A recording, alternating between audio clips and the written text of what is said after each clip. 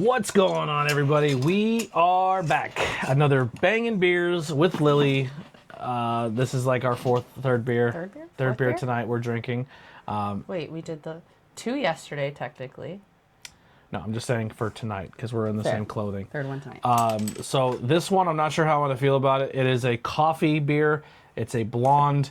Maybe the blonde helps me. Maybe it doesn't. She's drinking out of her Golden Girls glass. I'm drinking. Thank you for being a friend. That is also a Ninja Turtles glass. Yeah, Ninja Turtles glass. I have my Batman animated series glass from Skeeter Glassware, which is not a thing anymore. That's what mine is I too. don't like coffee. The can.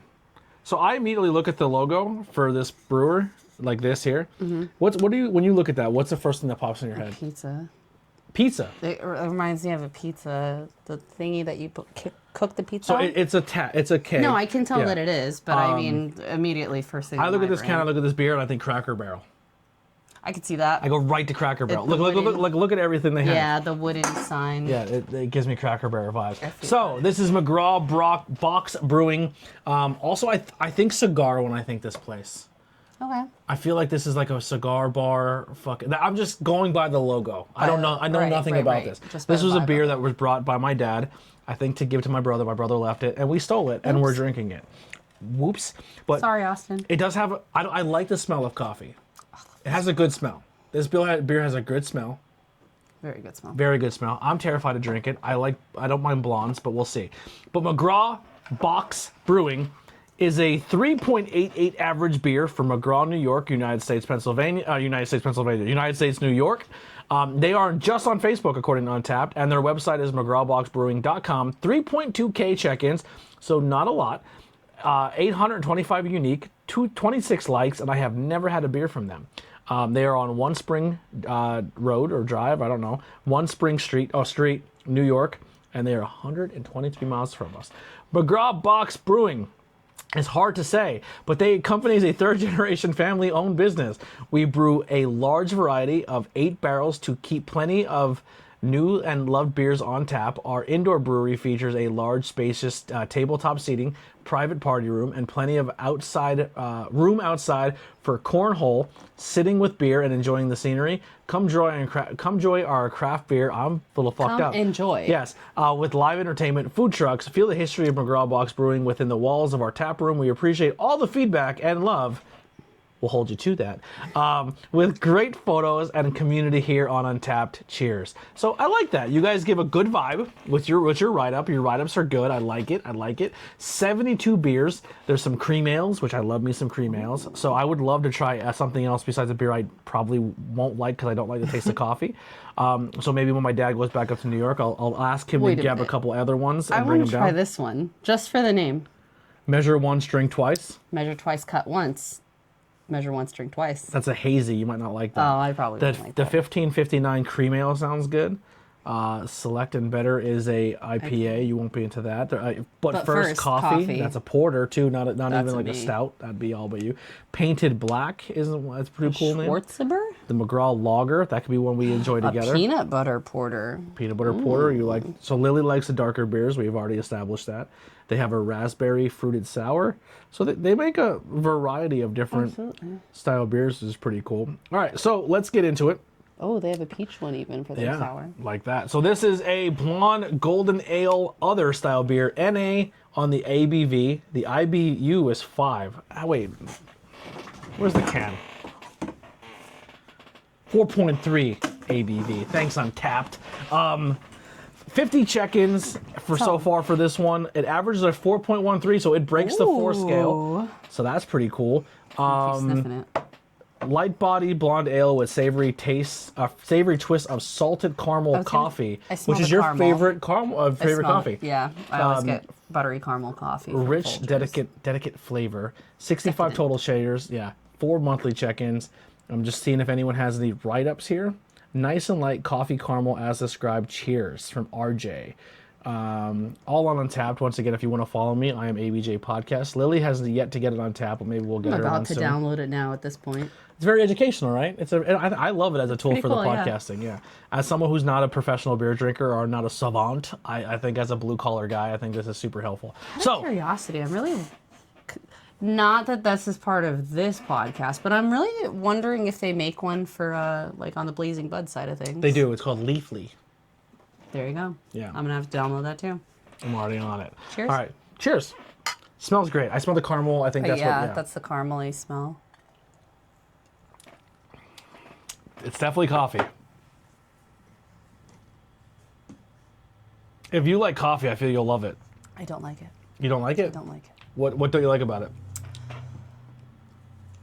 It tastes like coffee grounds. Oh, I don't know the difference.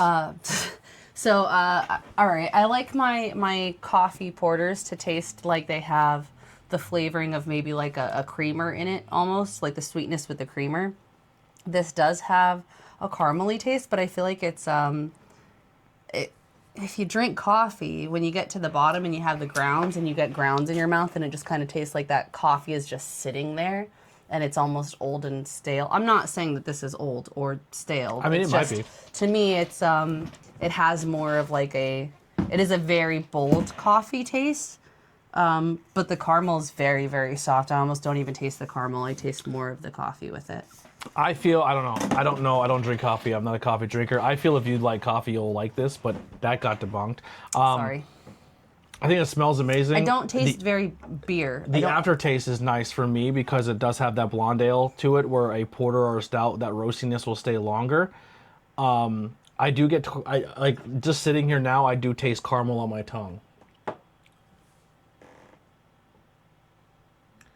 It's not. I went for a second drink. That's normally not what I would do. After drinking a Four Loko too, ugh. Our palate may be fucked also. I've been drinking sitting back at our freaking, pardon me while I burst, in between. But I don't know. It almost has a. I guess for being a blonde, I get it because it does have. It's not a very potent coffee taste, which might sound hypocritical to what I just said. But it has, I taste more of the coffee than anything else, but it tastes like watered down. Like, oh, okay, here's the perfect example. People who drink coffee, when you use the Keurig cup and you get the first cup and it's nice and dark, and then you forget it, that you didn't switch the cup and you use it for a second one go around and it's watery, but it still has that coffee taste to it. That's what I taste in it. What would you score this? Not that I wouldn't drink it, because I would, like, if somebody was like, hey, this is what we got, versus, like, a hazy IPA or something, I'd be like, give me that. But I would probably give it, like, a 2.75. Okay. I wouldn't quite give it a 3. It's not my style, so I'm not going to give it a score on Untappd. I don't want to bring their average down. So if it's not a style of beer I'm into, I tend to not score it because... So that you don't? Because, like, their reputation's on the line. So if they have... this beer is getting a 4.13 by all these people... And you give it a 1, and then I give it a 1, take it down to, like, a 2. Their average. Right. So I'm going to check it in and say I had it, but I know that I as a beer drinker, I see coffee beer. That's not my beer. Like, so why would I go and fucking tank their rating? But I am very interested to try other beers they make. I'm going to ask you a question. Now that it's kind of sat with me with the aftertaste, do you still taste caramel or do you taste butterscotch? I taste caramel. I taste almost like a butterscotchy flavor. Interesting. Yeah, I hope we weren't too harsh. But it's also fair that we're showing that we're being honest in our reviews. We're not unbiased. We're not just like, everything's great. Da, da, da, da. Right. Yeah, but huge thanks to my dad for bringing this and letting me steal it. Another thing, too, maybe this could be an older beer. This could be something that has been on a shelf and then went to a beer store and then my dad bought it from the beer store and it's been sitting there forever. That happens. A lot of beer places, craft beers are not something that gets sold very quickly. So it sits on the shelf. And even if it's past date, a lot of places don't even rotate their beers or get rid of the old ones. They'll just sell them because they want to make the money. Right. And then someone buys a beer like me who reviews content, drinks it, and it's a fucking malt bomb because it's been sitting forever. Right. So we don't know. But I don't think that's the case for this one. I'm gonna be honest. It doesn't taste like skunked or anything like that. No, it tastes fine. Taste sour by any means. But like I said, I would drink it if I had to, but it's not my style. It's not something I would go for. I feel that if like I said, if we were at a place and you were like, oh, we don't have porters, but if you want something coffee flavored, I'd be like, yeah, I'll drink that. Yeah. If this was a porter, I don't think I'd be able to drink as much as I drank. Like the thick, that's fair, yeah. And I like that. And I think the blonde softens it a little bit for me. Yeah. Yeah. All right. We'll see you guys on the next one. Actually, blondes. You were a blonde before. Let's we talked about on the last episode. I know you're a dark spooky girl, but now at one point in time you were blonde. Did you indeed have more fun as a blonde? I would just like to preface this, but I was only blonde for about 2 weeks.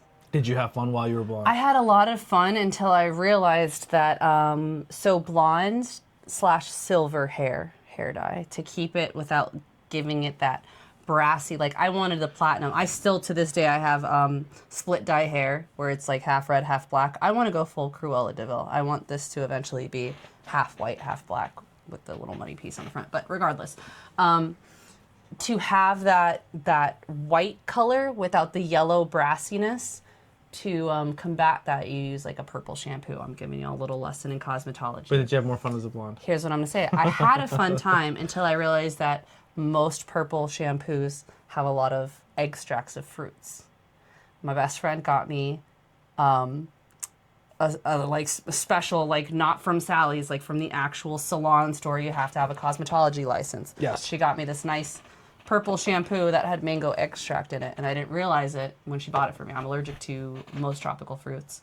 And I took a shower, and I just showed you this picture yesterday. Came up on my Snapchat.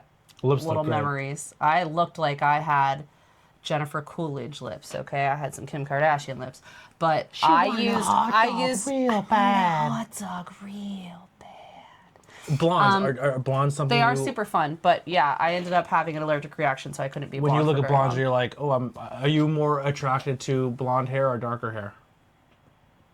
I think it depends on the person. I'm going to be honest. So, as someone who's pansexual, I do very much connect with a vibe with a person more than their looks, but I can definitely tell if like blonde maybe doesn't suit you so well, or you're not a brunette, you're naturally a blonde. I feel like I can pick that out pretty well. Yeah, I feel like we're conditioned as a society that you see like a hot blonde, you're like, ooh, hot blonde. That's like the Pamela Anderson, wow. That's the standard, you know what right. I mean? Yeah, and I feel like I feel like it's fair to say that, yeah, a blonde bombshell, like, yeah, that's cool, but I feel like there's just as many brunette bombshells. Like, brunettes need love too, okay? Listen, brunettes have fun. We're talking about the beer name. That's fun. I like this. This is a little fun banter at the beer name. I like it. I'm gonna be honest. I'm a Van Morrison guy. Give me my brown-eyed girls. Give me the darker hair. Give me those emo girls. Blonde hair, blue eyes. I think you're fine. I think you're fine, but I think I tend to go more towards the darker hair and darker eyes. Maybe that's also something, not necessarily with you, but culture-wise, like, in Texas, I'm not saying there wasn't a lot of blondes, but where I grew up, I grew up in a like predominantly Hispanic neighborhood town. All of the towns that I lived in were predominantly Hispanic. So there weren't a whole lot of blondes, and the people who were blondes were artificially blonde. All right. Let in the comments know who's your favorite blonde. Do blondes have more fun? Are you prefer blondes over brunettes? List it off below. Tell us some beers you like, and we'll see you on the next episode. We're going to be drinking... We're going from a beer that should have been a darker beer but was made into a blonde to a porter. So I'm doing another darker beer. So two episodes in a row where they're not my favorite style, but they're Lily's, and that's why she was joining me. But we're going to have some beers from Ithaca. We're going to have the Red Velvet Porter. And maybe we'll talk about our favorite cakes this episode. And is Red Velvet your favorite? Who knows? Let us know in the comments. We'll see you next week. Bangin' Beers. We're out of here. Bye.